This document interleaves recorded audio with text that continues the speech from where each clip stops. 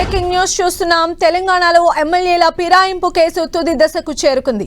ఫిరాయింపుల కేసులో సుప్రీంకోర్టుకు స్పీకర్ ఇచ్చిన గడువు ఇవాల్టితో ముగియనుంది. దీంతో ఫిరాయింపు ఎమ్మెల్యేల కేసును ఇవాళ రేపు విచారించనున్నారు స్పీకర్ గడ్డం ప్రసాద్.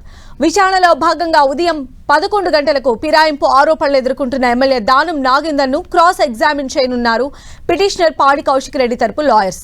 ఆ తర్వాత ఇదే కేసులో మధ్యాహ్నం 12 గంటలకు మరోసారి దానం నాగేందర్ను క్రాస్ ఎగ్జామిన్ చేయనున్నారు మరో పిటిషనర్ ఏలేటి మహేశ్వర్ రెడ్డి తరపు న్యాయవాదులు. అటు ఇదే కేసులో ఆరోపణలు ఎదుర్కొంటున్న మరో ఎమ్మెల్యే కడియం శ్రీహర్ని రేపు విచారించనున్నారు. రేపు ఉదయం 11 గంటలకు కడియం శ్రీహర్ని క్రాస్ ఎగ్జామిన్ చేయనున్నారు పిటిషనర్ వివేకానంద గౌడ్ తరపు న్యాయవాదులు.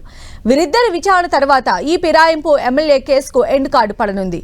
అయితే ఇవాళ దానం కడియం విచారణకు వస్తారా? ఒకవేళ వస్తే ఈ ఇద్దరు ఎలాంటి సమాధానాలు చెప్తారు అనేది ఇంట్రెస్టింగ్ గా మారింది.